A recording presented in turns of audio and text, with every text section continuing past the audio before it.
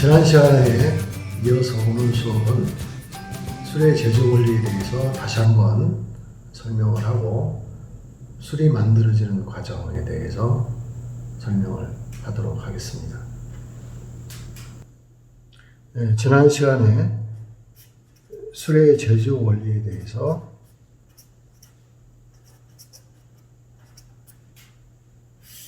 설명을 하였습니다. 오늘 술이 되는 제조 원리에 대해서 다시 한번 강조해서 설명하겠습니다. 먼저 술을 만들 수 있는 원료는 두 가지로 나눌 수 있습니다. 그 첫 번째가 전분을 주성분으로 하고 있는 쌀이라든가 보리, 밀, 옥수수, 감자, 고구마, 타피오카와 같은 곡류나 소류가 원료가 되겠고, 두 번째는 과실입니다.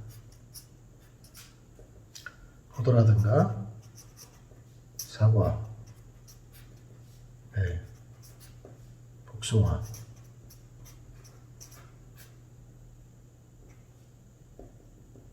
이러한 과실을 이용해서 우리가 술을 만들 수 있습니다.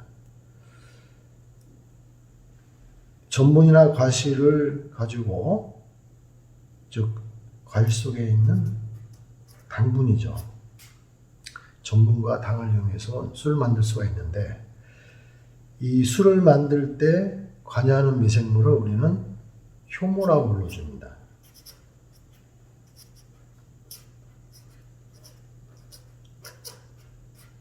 이 효모는 요 당 성분이 있으면 당을 이용해서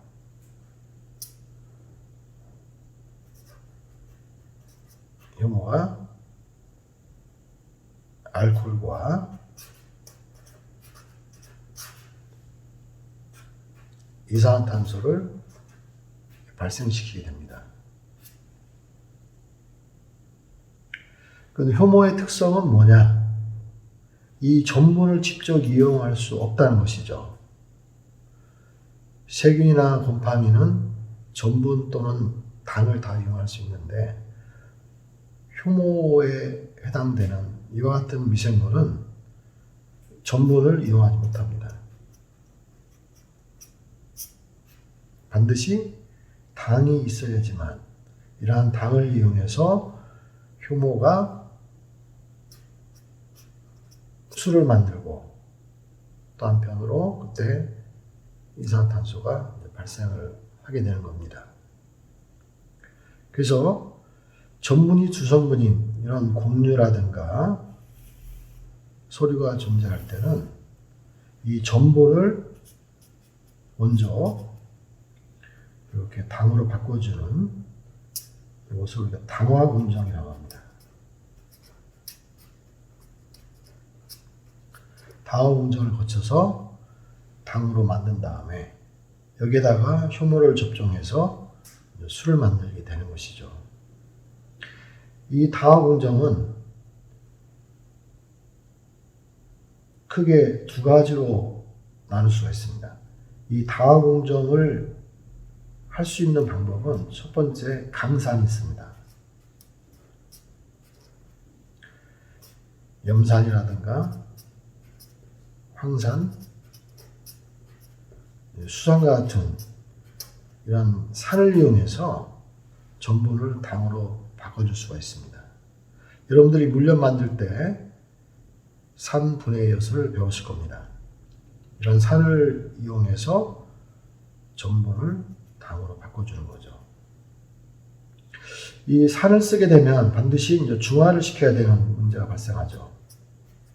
알칼리제로 중화를 시키게 되면 산과 알칼리가 반응을 해서 염이 생기기 때문에 이러한 염들이 짠맛이라든가 쓴맛 등등을 나타내기 때문에 이러한 염을 제거하는 과정을 또 거쳐야 되고, 그러다 보면은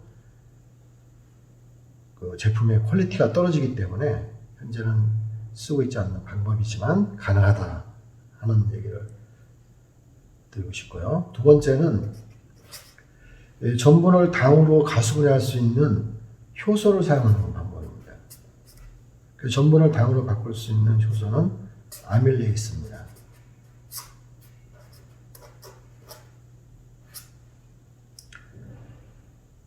이 아밀레이스는 전분을 당으로 가순회시키는 그러한 효소들이죠. 이러한 효소들은 살아있는 생물들은 이러한 효소를 다 만들 수가 있습니다. 인간을 비롯한 동물도 만들 수가 있고 식물도 이와 같은 아밀레이스를 만들 수 있고 미생물도 이와 같은 아밀레이스를 만들 수 있는 능력이 있습니다. 여기서 이러한 효소를 얻을 수 있는 값싸고 쉽게 얻을 수 있는 방법을 선택해야 되겠죠. 그래서 동물에서 아밀레이스를 얻는다는 것은 현실적으로 어렵기 때문에 쓸 수 있는 방법은 아니고 식물체에서 아밀레이스를 얻을 수 있는 방법은 뇌가 있습니다. 엿기름이죠. 보리싹이라는 거죠. 보리를 발화시키게 되면 아밀레이스가 뇌가 속에 축적이 돼서 이러한 뇌가 속에 있는 아밀레이스를 이용해서 전분을 당으로 바꿔주는 과정을 거치게 되는 거죠. 그래서 이런 걸 이용하는 가공식품은 메가엿, 엿도 있고 이제 맥주 만들 때 이 메가를 사용해서 이런 다화 공정을 거치는 거죠. 일반적으로 이제 미생물이 분비하는 아밀레이스를 이용해서 대부분 전분을 당으로 바꿔주는 과정을 수행하게 됩니다. 그래서 이런 곰팡이라든가 세균이라든가 이러한 미생물로부터 아밀레이스를 이용해서 전분을 당으로 바꿔주는 것이죠. 여기는 효모가 이용을 못하기 때문에 효모는 여기 해당 사항이 없습니다. 효모는 전분을 절대 이용 못한다고 그랬죠. 못하기 때문에 결국은 아밀레이스를 분비할 수 있는 능력이 없는 거죠.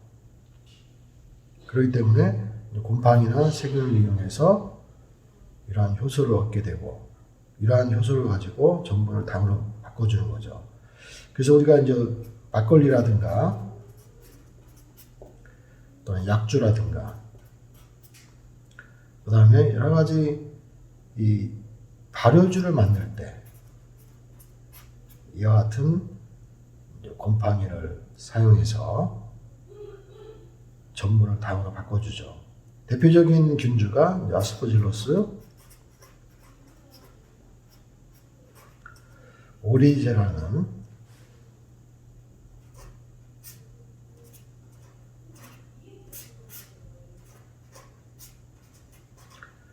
눌곰팡이, 황국균을 이용해서 전분을 당화시키는 이런 공정에 쓰고 있습니다.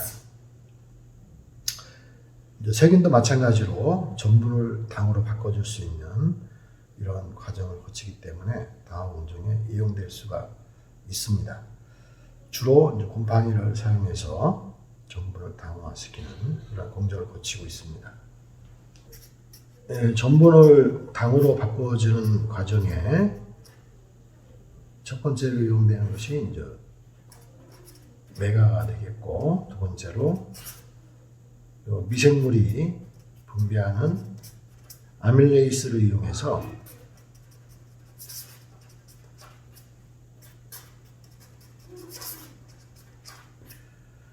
이런 전분을 당으로 바꿔주는 이런 당화 공정을 다 수행할 수가 있게 되겠죠. 이렇게 당이 만들어지면 효모가 이러한 당을 이용해서 에탄올을 만들게 되는 거죠. 에탄올. 술의 주원료죠. 이산화탄소를 이렇게 발생시키게 됩니다.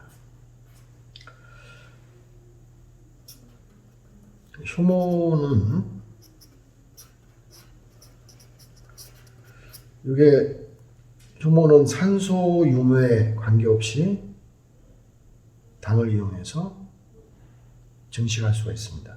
자, 산소가 충분할 때하고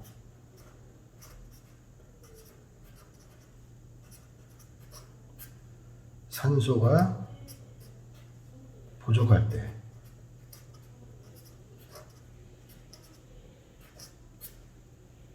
산소가 없을 때라고 표현하는 게 더 정확할 겁니다. 산소가 충분히 공급될 때 하고 산소의 공급을 차단시켰을 때 이 효모들은 어떠한 기능을 발휘하냐면, 지금 효모가 당분을 이용해서 에탄올을 만드는 이런 과정을 거치게 되는데, 산소가 많을 때는 술을 안 만듭니다. 효모 균체만 증식되는 이런 과정을 거칩니다. 그 효모가 당을 이용해서 에탄올인 술을 만드는 것이 아니고 효모 자체만 증식을 해서 결국은 이 빵효모 만드는 공장이라든가 술 효모를 만드는 이러한 공장에서는 산소를 충분히 공급함으로써 목적은 술이 아닙니다.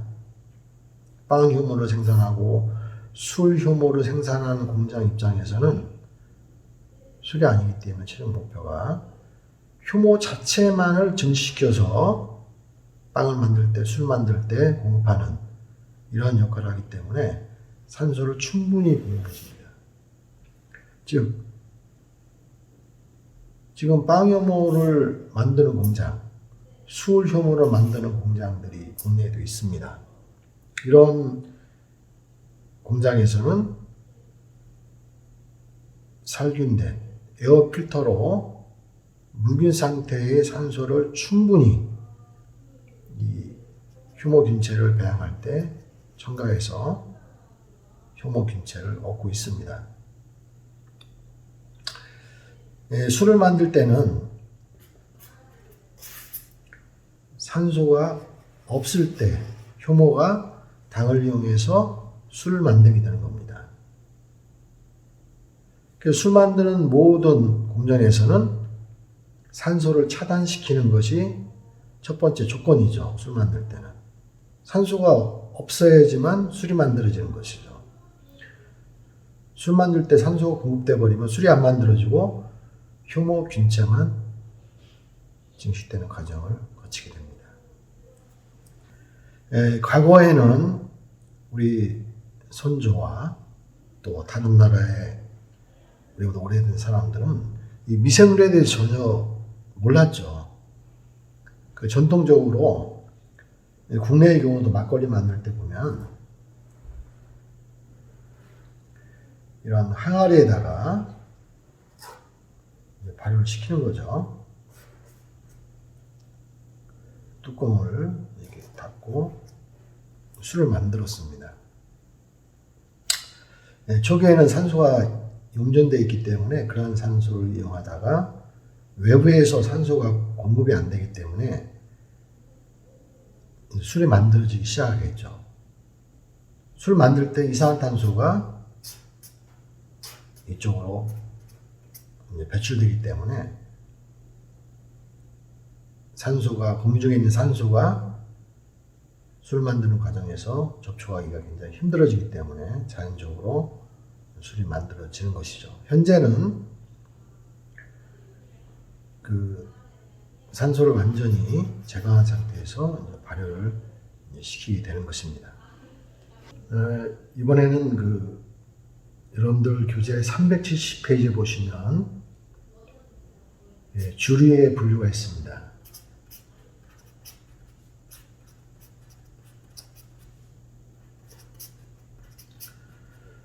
우리가 이제 술의 종류를 어떻게 분류하느냐. 술이라고 하는 것은 크게 이제 세 가지로 나눌 수가 있습니다. 첫 번째가 양조주, 발효주죠.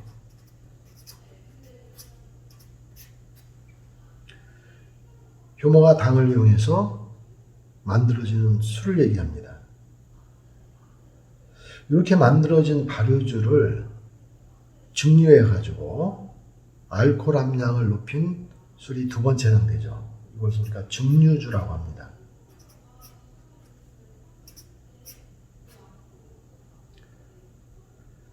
세 번째는 이런 그 증류주나 또는 양조주에 과실이라든가 기타 한약재를 넣어서 만든 이런 술이 있습니다. 이것을 우리가 제재주,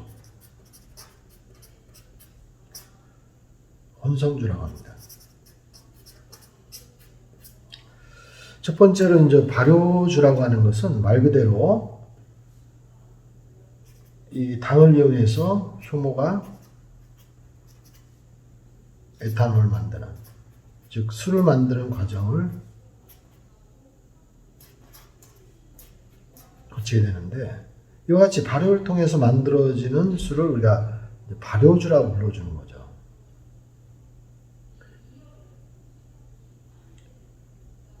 이러한 발효주는 크게 두 가지로 나눠집니다.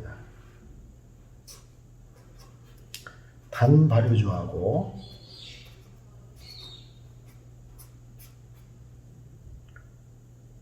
병행,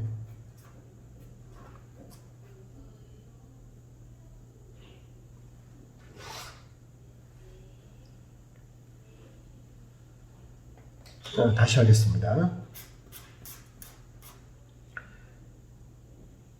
양조주는 두 가지로 나눠지게 됩니다. 단 발효주와 복 발효주로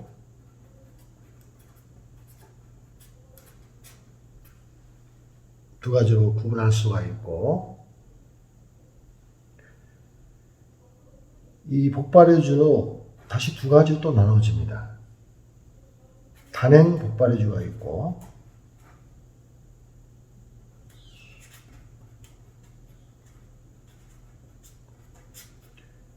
병행 복발효주로 나눠집니다. 여기서 이제 단발효주하고 복발효주의 차이점은 뭐냐면, 처음에 얘기했다시피 당을 이용해서 술이 만들어지는 하나의 발효 공정만 도입되는 이러한 술을 단발효주라고 합니다. 즉 과실을 이용해서 만들어진 술이죠. 이 과실에 있는 그 당을 이용해서 효모가 술이 만들어지는 거예요. 이것을 단발효주라고 불러주는 거죠. 이 복발효주는 이 전분의 주성분인 전분을 갖고 있는 곡류나 소류를 이용해서 먼저 전분을 당으로 바꿔주는 이 당화 공정을 거친 다음에 다시 이와 같이 효모로 발효시켜서 술이 만들어지는 과정을 좀 두 단계의 공정을 거치죠. 당화 공정하고 알코올 발효 공정이 일어나는, 이것을 우리가 복발효주라고 합니다. 단발효주하고 복발효주의 차이점은 간단하죠. 과실로 만들어서 발효 공정만 거치면 술이 되는 것이고, 즉 단발효가 되는 것이고, 전분이 주성분인 원료를 사용해서 당화 공정과 발효 공정을 거친 것이 복발효주입니다. 요 단발효주의 대표적인 것 보면은 와인을 줄 수가 있죠. 와인, 포도를 이용해서, 즉 포도 속에 있는 당을 이용해서 효모가 술을 만드는 아주 간단한 공정이죠. 그 단발효주의 대표적인 것이 와인입니다. 이제 복발아주 보면은 쌀보리밀, 옥수수, 감자, 고구마, 타피오카 전분을 가지고 만든 술이기 때문에 다항공정이 더 들어가게 되는 거죠. 여기에 보면 우리가 말하는 막걸리라든가 청주라든가 탁주라든가 이런 것들이 여기에 해당되죠. 근데 여기 단행 복발해주하고 병행 복발해주는 무슨 의미냐면 전분을 당으로 바꿔주는 과정에서 요 당화 공정과 알코올 발효 공정이 정확하게 구분되는 이와 같은 복발해주를 단행 복발해주라고 불러줍니다. 맥주가 대표적인 단행 복발해주에 해당되는 술입니다. 이 당화 공정이 끝나면 살균 처리를 하고 나서 효모를 통해서 술이 만들어지는 이 당화 공정하고 알코올 발효 공정이 명확하게 구분이 되는 술을 말하는 것이고, 이 병행 복발해주라고 하는 것은 우리가 말하는 막걸리라든가 이 청주를 만드는 과정을 보면 이 당화 공정하고 알코올 발효 공정이 동시에 섞여서 일어납니다. 구분되지 않고. 즉 뭐냐면 우리가 이제 누룩도 여기에 사용이 되고, 누룩곰팡이, 누룩에서 만들어진 아밀레이스가 당화 공정을 수행하고 있고, 효모도 이용돼서 당분을 술을 만드는 과정에서 이용되는데, 이 두 가지가 동시에 투입되는 겁니다. 동시에 당화 공정과 알코올 발효 공정이 동시에 일어나는, 섞여서 일어나는, 구분이 없는 거죠. 당화 공정과 알코올 발효 공정이 구분되지 않고 동시에 일어나도록 하는 공정을 우리가 병행 복발해주라고 합니다. 막걸리, 청주에 해당됩니다. 증류지라고 하는 것은 이와 같은 발효주를 증류시켜서 만든 술을 의미합니다. 순수한 물은 100도씨에서 끓는 점이 있습니다. 일기압하에서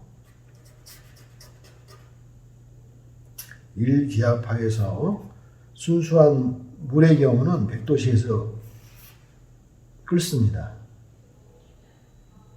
이 에탄올의 경우에는 78.23도씨, 대략 78도씨에서 끓는 점이 형성되기 때문에 물보다는 훨씬 낮은 온도에서 증발이 되기 때문에 이러한 차이를 이용해서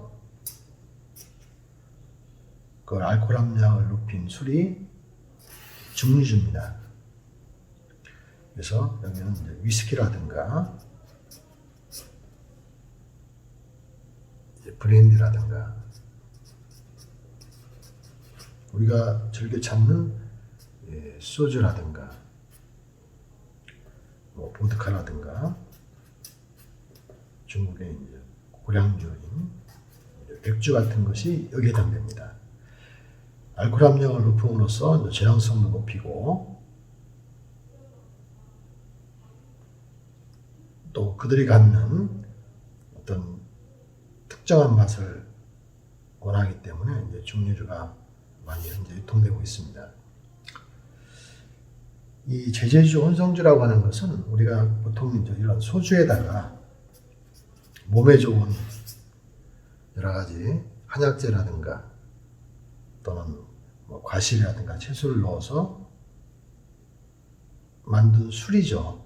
발효 과정을 거치지 않는 거죠. 이런 증류주에다가 한약재라든가 과실 등등을 넣어서 만든 술을 얘기하는 거죠. 여러분들 교재 371페이지 보시면 발효주의 첫 번째 약주와 탁주가 나와 있습니다. 이 막걸리나 청주를 만드는 주 원료는 쌀입니다. 쌀. 또 찹쌀이 될 수도 있고요. 특히 막걸리 같은 경우는 과거에는 쌀이 귀할 때는 이제 밀가루로 이 막걸리를 만들었습니다. 현재는 주로 쌀을 가지고 막걸리를 만들고 있고, 청주의 경우도 이제 쌀을 가지고 그 막걸리, 쌀을 가지고 현재 청주를 만들고 있습니다. 이 쌀이 이러한 그 호화되지 않은 생쌀에는 이러한 효소의 작용을 받기 힘들기 때문에 쌀을 보통 세척을 하고 물에 침지시킨 다음에 호화를 시키죠. 한번 찌는 겁니다. 호화시켜야지만 여기에 호화된 전분에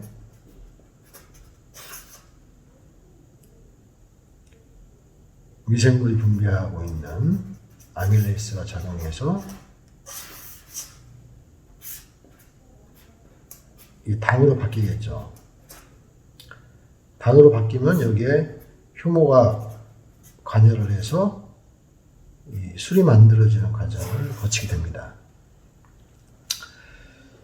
우리 선조들은 이 막걸리나 청주가 만들어지는 원리에 대해서 전혀 이해를 못했죠. 우리나라 사람만 그런 게 아니라 전 세계에서도 이 미생물에 대해서 전혀 지식이 없었기 때문에 그 전통적으로 만들어 온 거예요. 그래서 우리는 누룩이라는 이러한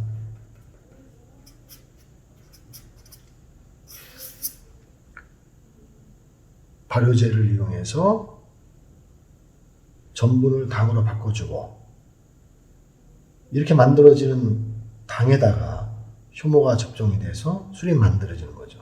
과거에는 이러한 곰팡이가 분비한 아밀레이스라든가 효모가 당을 위해 술이 만들어진 것을 전혀 몰랐기 때문에 전통적으로 누룩 만들었더니 술이 된 거죠. 누룩이라고 하는 것은 사실 누룩 곰팡이를 의미하는 거예요. 누룩 곰팡이. 보통 다른 말로 그 누룩 곰팡이를 황국균이라고 합니다. 그래서 아스퍼질러스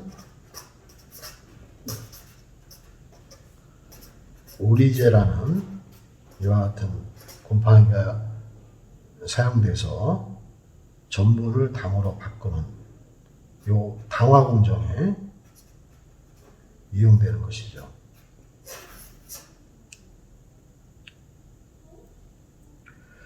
누룩의 정의는 곡류를 원료로 한 발효제라고 우리가 불러주면 됩니다. 그래서 보통 그 누룩 만들 때 쓰는 게 이제 통밀이라든가 이제 보리라든가 쌀을 쓰는 거죠. 여기에다가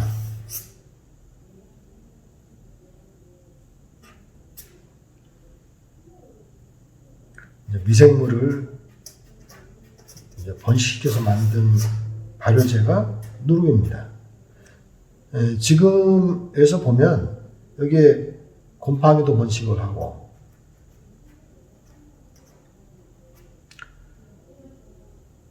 그 다음에 효모도 번식을 하고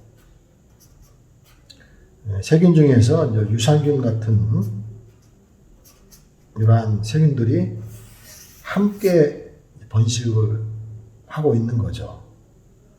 이런 누룩을 우리가 이런 청주라든가 막걸리 만들 때 이 당화 공정과 알코올 발효 공정을 동시에 수행하도록 하는 겁니다. 방금 전에도 설명드렸습니다. 막걸리나 청주는 복발해준데 이러한 전분이 가수분해되는 당화 공정과 효모가 알코올을 생산하는 데 관여하는 발효 공정을 동시에 이루어진다고 했죠. 그 이유는 뭐냐면 이런 누룩 속에는 곰팡이, 효모, 유산균 등의 미생물이 함께 공존하기 때문에 이 누룩을 호화된 쌀인 여기다 접종을 시켜주면 곰팡이가 분비하고 있는 아밀레이스에 의해서 전분을 당으로 바꿔주는 과정이 진행이 될 테고, 당이 만들어지는 것을 효모가 이용해서 술을 만드는 것이고, 그때 일부 유산균이 당을 이용해서 뭘 만들겠습니까? 유산을 만들어지는 거죠. 젖산이 만들어지는 거죠. 그래서 청주나 막걸리를 보면 새콤한 맛이 나는 것이 유산균이 동시에 관여해서 술을 만들기 때문에 이러한 새콤한 맛이 나는 겁니다.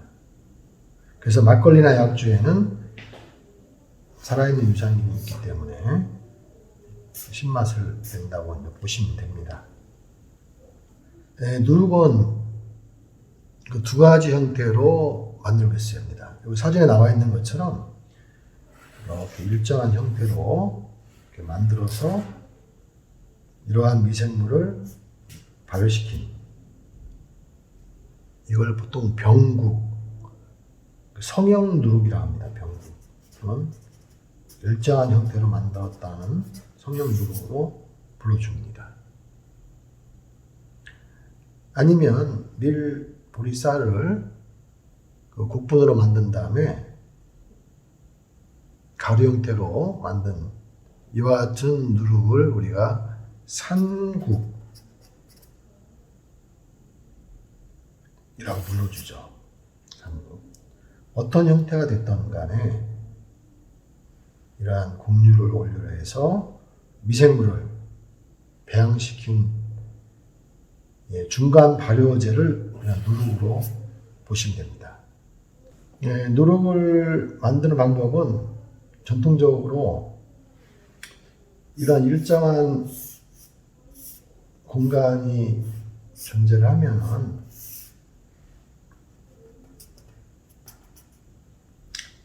여기다가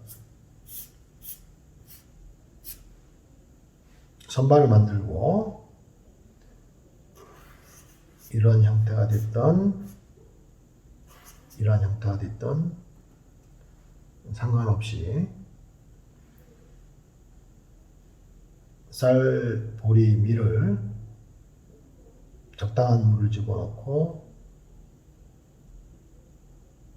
성형을 해서 익힌 다음에 이쪽 올려놓는 겁니다.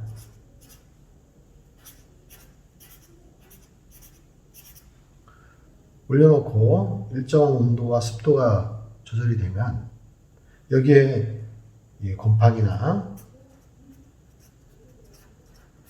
효모,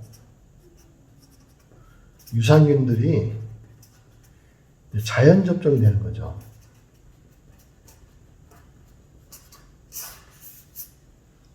공기 중이나 또는 지푸라기, 또 계속해서 한 장소에서 이런 누룩을 만들다 보면 이미 이 공간 속에는 누룩을 발효시키는 곰팡이라든가 효모라든가 유산균들이 많이 존재하기 때문에 자연 접종에 의해서 이 전통 누룩이 만들어지는 겁니다. 이 누룩만 있으면 익힌 호화된 밥이죠. 여기다가 물을 집어넣고 이 전통 누룩을 집어넣고 발효를 시키게 되면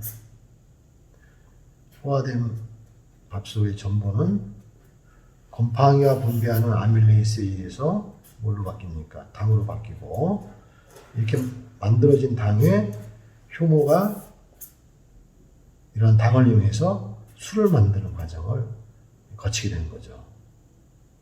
또 유산균도 번식을 해서 결국은 유산균이 번식을 함으로써 이제 pH를 낮출 수가 있습니다. pH가 바로 가정주에 낮춰지면은 다른 세균의 증식을 억제할 수 있다는 거죠. 잡균의 번식을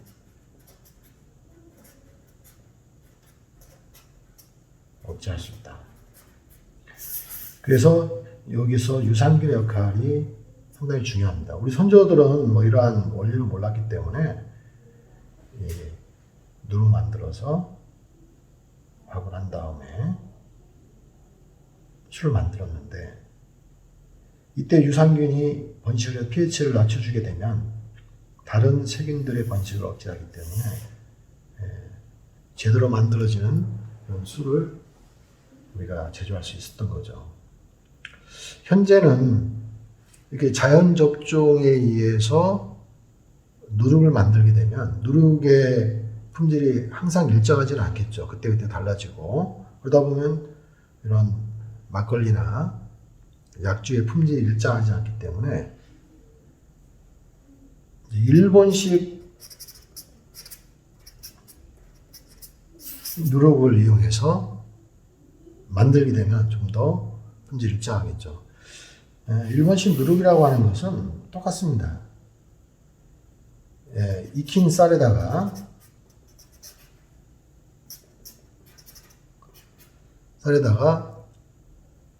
이 곰팡이만 접종하는 겁니다. 인공 접종하는 거죠. 아스퍼질러스 오리제와 같은 누룩 곰팡이를 인공적으로 접종을 해서 즉 이 아밀레이스를 생산하게 되는 거죠. 그래서 다시 이제 익힌 쌀에다가 호화된 이 밥에다가 물을 첨가하고 누룩을 첨가하면 누룩 속에는 순수 배양시킨 곰팡이만 접종이기 때문에 여기에는 뭐 유산균이라든가 효모가 없습니다. 그 다음정을 거치게 되고 이것만 가지고 술이 안 만들어지니까 효모도 첨가하고 여기다가 이제 구연산이나 젖산을 첨가시켜서 그 잡균의 번식을 억제하는 이러한 공정으로 가는 것이죠. 우리가 지금 막걸리나 약주 만들 때 전통적인 방법을 써서 만들기도 하고 이러한 식으로 곰팡이를 인공 배양시켜서 집어넣고 발효에 필요한 술 만드는 데 필요한 효모도 인공 접종을 하고 또 구연산을 넣어서 잡균 번식을 하는 이러한 과정을 거쳐가지고 술을 만들면 좀 더 과학적으로 품질 일정한 술을 만들 수 있다고 이제 보여집니다. 근데 우리나라 전통 술이라고 하는 것은 이러한 그 곰팡이라든가 효모라든가 구연산을 접종하는 것보다는 전통적으로 만들어 왔던 전통 누룩을 만들고 전통 누룩에 존재하는 이런 곰팡이라든가 효모라든가 유산균을 이용해서 만드는 방법이 현재 이용되고 있다는 거죠.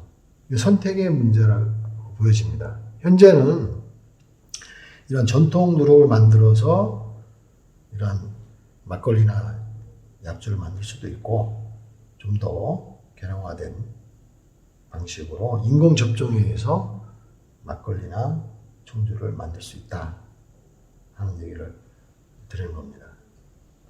여러분들 교재 372페이지 보시면 이 포도주에 대한 설명이 나와 있습니다.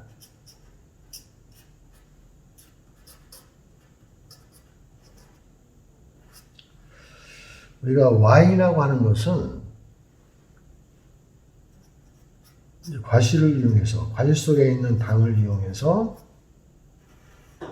효모가 알코올 발효작용을 거쳐서 이제 술을 만들게 되는 것이죠. 이것을 우리가 와인이라고 불러줍니다. 현재는 와인 하면은 이제 포도를 의미합니다.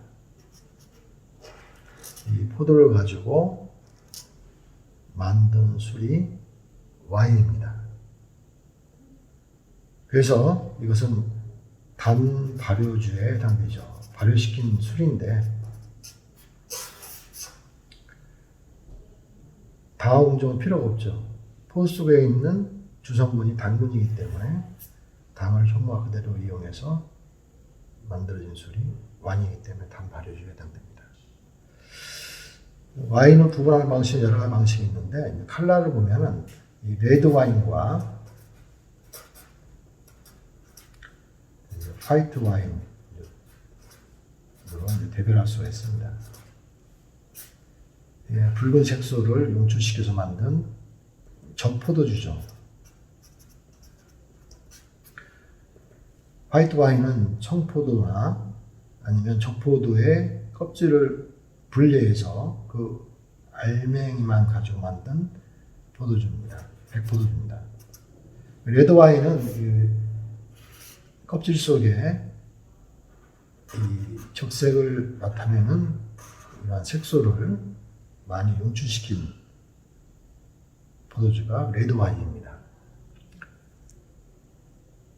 여러분들 교재에 보시면은 포도주를 다음과 같이 분류할 수 있다. 색깔에 따라서, 또 단맛의 정도에 따라서, 산지에 따라서, 또 마시는 차례에 따라서 나눌 수가 있는데 일반적으로 레드 와인, 화이트 와인 정도만 하시면 됩니다.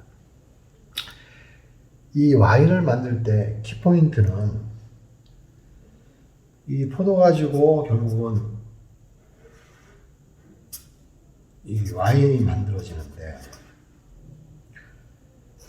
이 포도 자체에는 잡균이 많이 들어있습니다. 야생 효모도 존재를 하고 곰팡이라든가 세균, 각종 미생물이 존재하기 때문에 술이 제대로 안 만들어지겠죠. 효모만 자라는 게 아니라 곰팡이도 자랄 수 있고 세균도 자라서 결국 와인이 제대로 안 만들어지겠죠. 그래서 생각하는 게 뭐냐, 으깬 포도에다가 아항산을 처리하는 겁니다. 아항산을 첨가하는 거예요.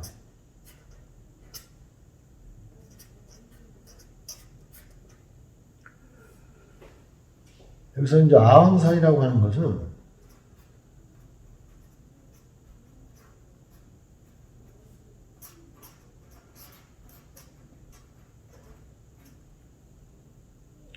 여러 종류가 있습니다. 이것은 이산화 황이라고 불러주죠.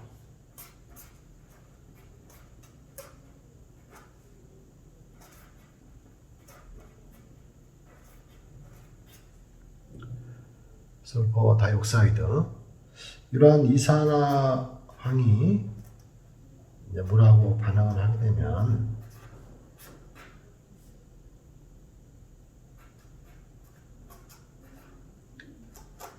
이렇게 아황산으로 바뀌게 됩니다.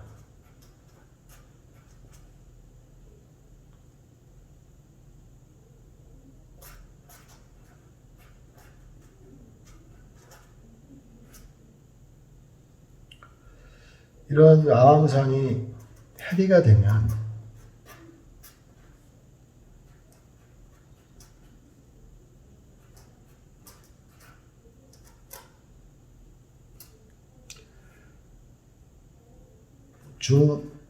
중아황산 이온이 되는 거죠. 이러한 중아황산 이온이 다시 더 헤비가 되면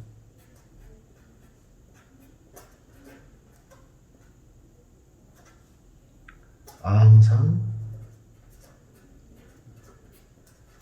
이온으로 되는 겁니다. 이러한 그 아항산을 쓰는 이유가 있습니다. 첨가 이유.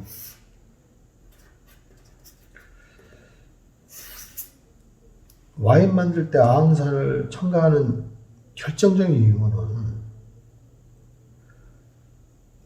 으깬포도를 살균한 다음에 여기다가 효모를 첨가하면 와인이 만들어지겠죠. 그런데 으깬포도를 살균 처리하면, 열 처리하게 되면 색깔이 어떻게 되겠습니까? 달라지겠죠. 붉은색 수가 없어지고 맛도 달라지고 향도 달라지기 때문에 살균할 수가 없어요. 그러다 보니까 이런 잡균의 번식을 방지하기 위해서 아항산을 첨가하는 첫 번째 이유가 그겁니다.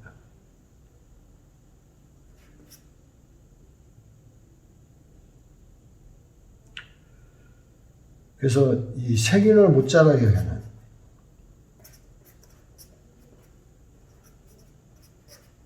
세균의 증식을 억제하는 목적이 처음이죠.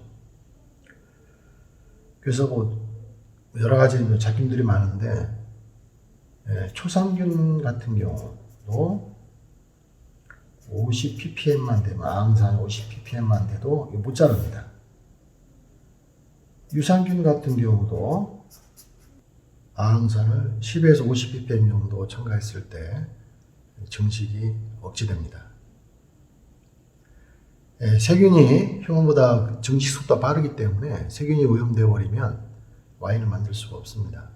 살균할 수도 없고 제품에 문제가 생기기 때문에 살균 과정을, 열 처리 과정을 거칠 수도 없고, 그러다 보니까 아항산을 첨가하게 되는 것이죠.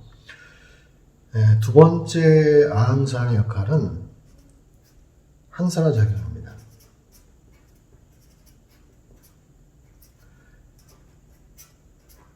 레드 와인의 가장 중요한 그 상품의 기준은, 첫 번째가 레드 와인의 붉은 적색이겠죠. 뭐 두 번째 맛이라든가 향이 중요하겠죠. 결국은 이런 아항산이 첨가됨으로써 그 포도 속에 있는 폴리페놀 옥시데이스라는 산화를 일으키는 물질에, 산화를 일으키는 효소의 작용을 억제하게 됩니다.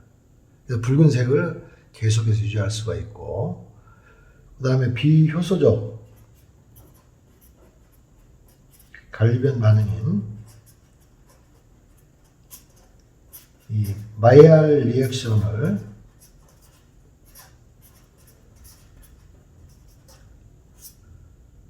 억제할 수 있기 때문에 결국은 이러한 붉은색의 색소를 고정할 수 있는 좋은 방법이 아항산을 첨가하는 겁니다. 뭐 세 번째로 얘기한다면 맛과 향을 개선할 수 있는,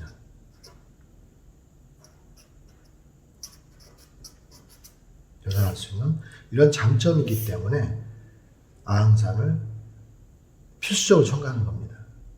모든 레드 와인에는 아항산이 다 들어있습니다. 이걸 넣지 않고서는 항상 일정한 품질의 와인을 만들 수가 없습니다. 와인 제조 시에 이런 아항산이 첨가되는 이유는 크게 세 가지로 설명을 했습니다. 그 중에서도 세균의 번식을 억제하기 위해서 아항산을 첨가하게 되는 것이죠. 이러한 그 아항산을 첨가해도 효모는 아항산에 대한 이 저항성이 있기 때문에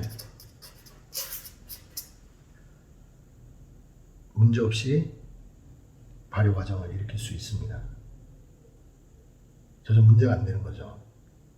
다른 잡균의 증식을 억제할 수 있는 기능은 갖고 있습니다, 아항산이. 근데 효모는 아항산을 첨가해도 이 발효 과정에 전혀 영향을 받지 않기 때문에 와인을 만들 때는 필수적으로 아흥산을 첨가하는 겁니다. 그러니까 어떤 형태로 집어넣느냐?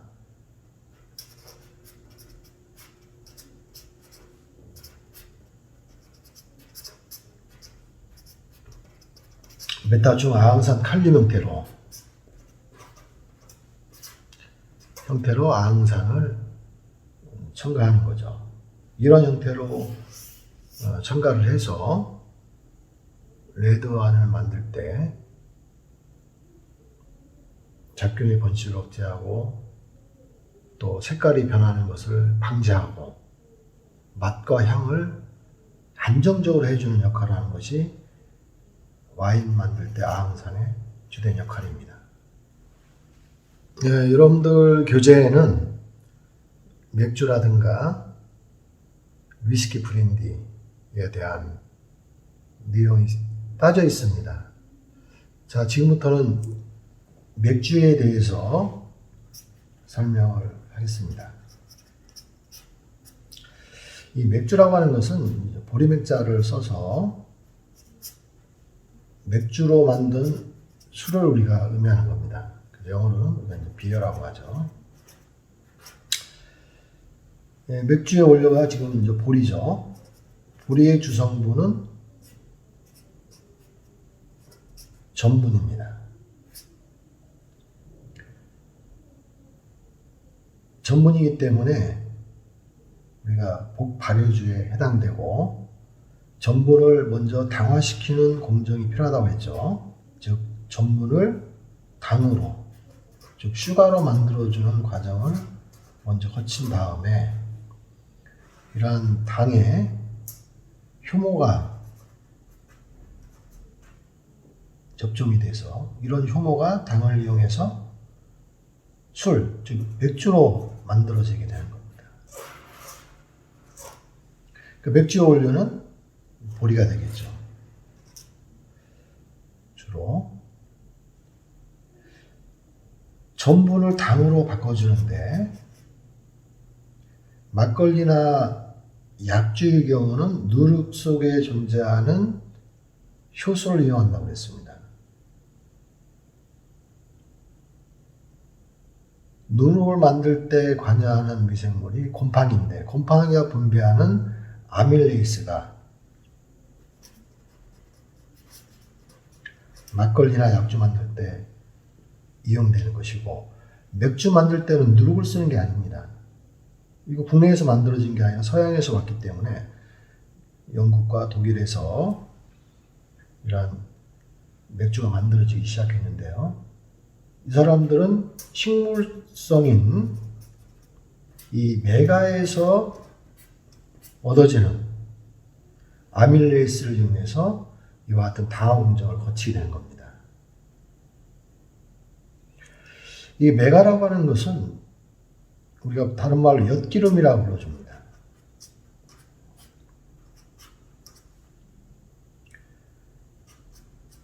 보리, 싹이란 얘기죠.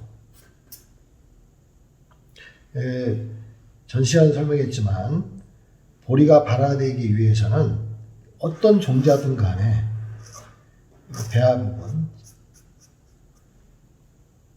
있고 겹층이 있고 그 다음에 전문층을 갖고 있는데 발화되기 위해서는 일단 수분이 공급돼야 되고 온도가 맞아야 발화가 되겠죠.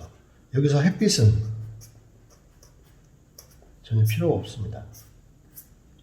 탄소 동화 작용을 통해서 에너지를 얻는 게 아니고 이미 이 종자 속에 발화에 필요한 모든 영양소가 에너지가 저장되어 있기 때문에 수분과 온도가 맞으면 이렇게 뿌리가 내리고 싹이 나는 거죠. 발화를 거치게 되는데 그때 고분자 형태로 저장되어 있는 이 전분을 세포를 통과할 수가 없어요. 거대 분자이기 때문에. 그래서 스스로 전분에 분해할 수 있는 이와 같은 아밀레이스를 분리하게 되는 거죠.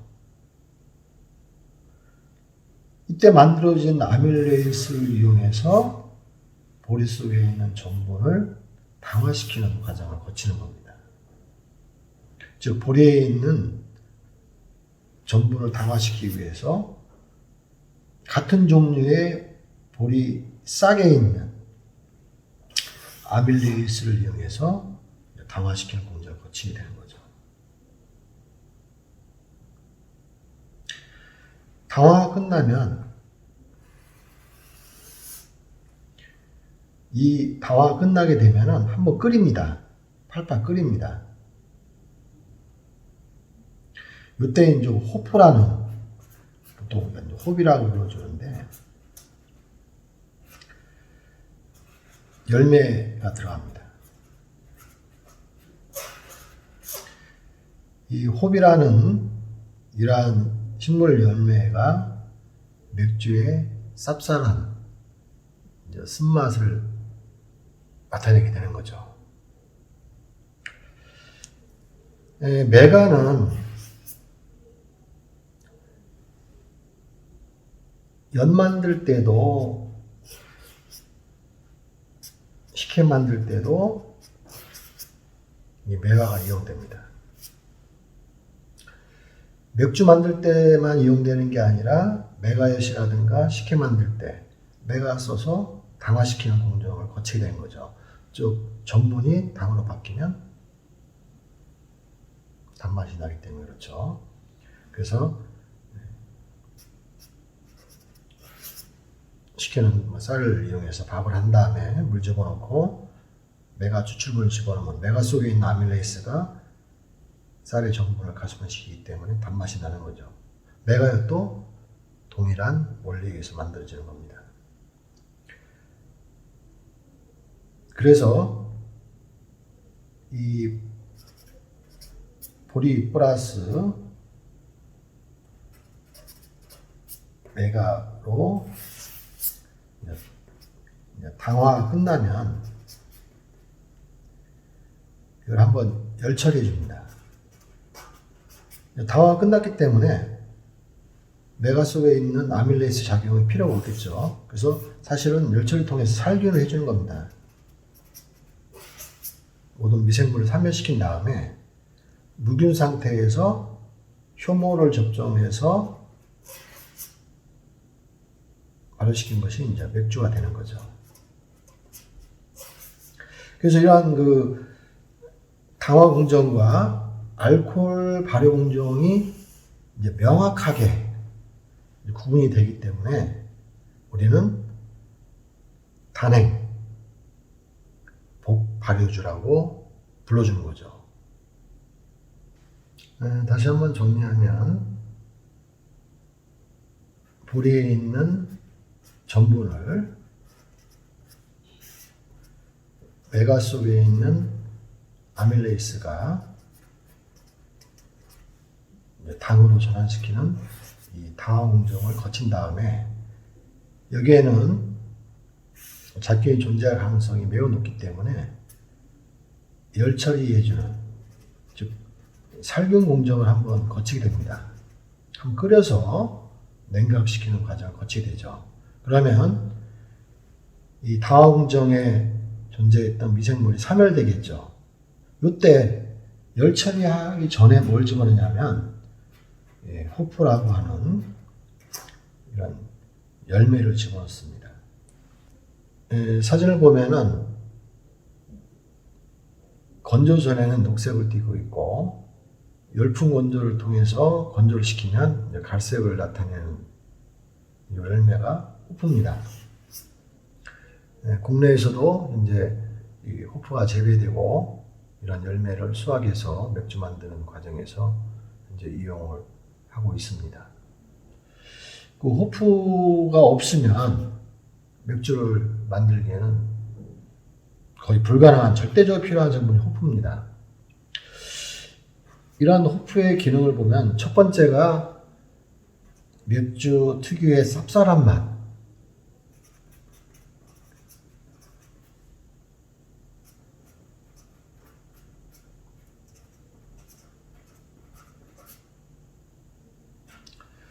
맥주 특유의 쌉쌀한 맛을 나타내게 되죠. 두 번째는 이 보리 속에는 전분만 있는 게 아닙니다. 여기 단백질도 있겠죠. 이 단백질은 불순물에 해당돼요. 전분을 이용해서 당을 만들고 당을 이용해서 이런 맥주가 만들어지기 때문에 불순물인 단백질을 호프가 침전시켜요. 메가즙이죠. 끓인 상태에서 메가즙에 그 단백질을 침전시키죠. 물에 녹아있던 수용성 단백질을 침전시켜가지고 침전시키면 이제 맥주가 맑고 깨끗한 이런 상태로 바뀌겠죠. 세 번째로는 발효 과정 중에 이제 잡균이 번식되는 것을 억제합니다. 또 맥주를 생산한 후에 이 보존성을 증가시키는 그러한 역할을 하는 것이 호프입니다. 호프라고 하는 것은 절대적으로 맥주 만들 때 들어가야 될 성분이죠. 이 호프의 첨가 여부로 인해서 이러한 맛이 결정되기 때문에 필수적으로 들어가는 것입니다. 맥주를 만드는 이 방식은 사실은 이 메가를 가지고 당화시키는 공정과 호프를 집어넣고 한번 끓인 다음에 냉각시키고 그 다음에 여기다가 효모를 접종해서 발효시킨 제품이 맥주죠. 이제 맥주의 종류는 여러 가지 방식에 의해서 우리가 나눌 수가 있습니다. 일반적으로 여러분들 알고 있는 이 생맥주, 병맥주가 있고요.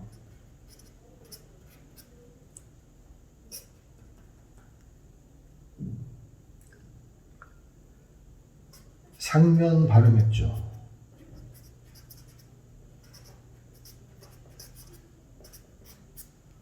하면 발효맥주, 이런 식으로 우리가 나눌 수가 있습니다. 오늘 수업은 여기서 마치도록 하고 다음 주에 맥주에 대한 설명을 이어가도록 하겠습니다. 오늘 수업은 술의 제조 원리와 술의 종류에 대해서 설명을 하였습니다. 여러분들 수업 듣느라고 고생 많이 했습니다.